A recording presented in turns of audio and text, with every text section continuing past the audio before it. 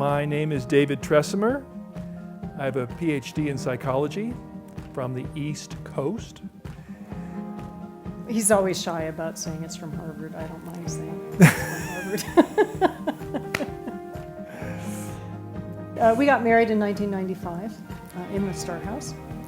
And when we met, we realized that moving to this property was going to be a commitment to building community, doing laboratories in the search for meaning. So this property has been a huge support for us in our personal quest, and in various ways that this has been a landing for things that we were both very passionate about.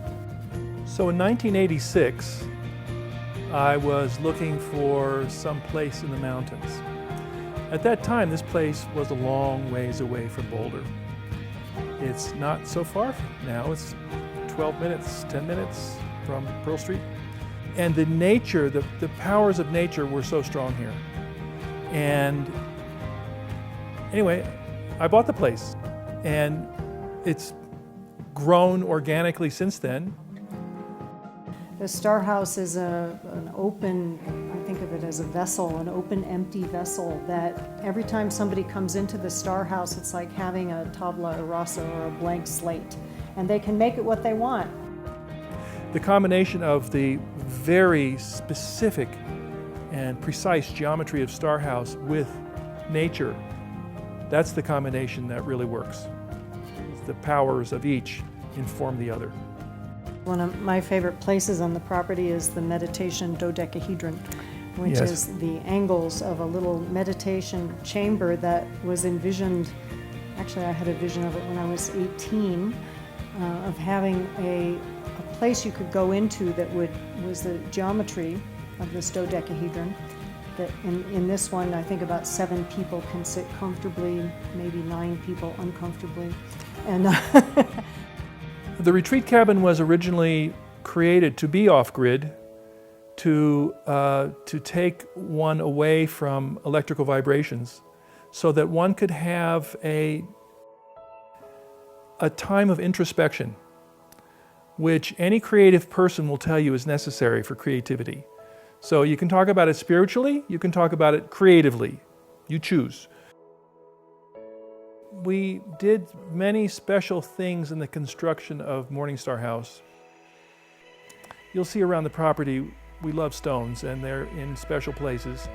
And the archways of stone at Morningstar are they're done in a special way.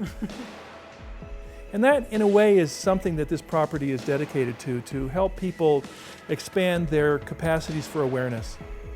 Even the swings we have in various places, they're special swings. It's not for the thrill, it's actually for the slight detachment from gravity helps you grow in your awareness, in your consciousness. You can sit in a double tetrahedron swing. You can sit in a double tetrahedron swing, that's another one.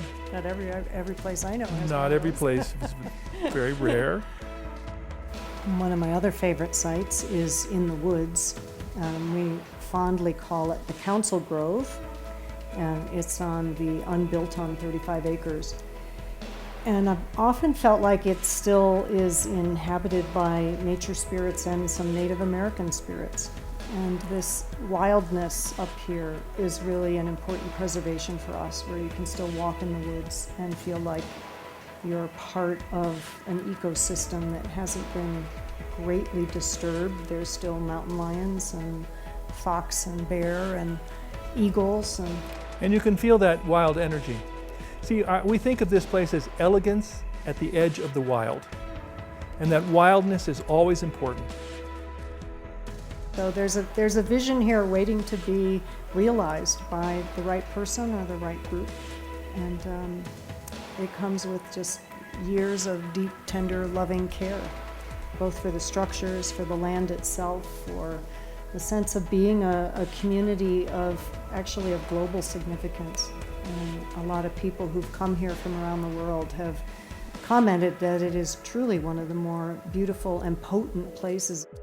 There are all sorts of possibilities about what could be done here. And many creative ways of working with the creativity of whom we feel would be called here as the new stewards of this place.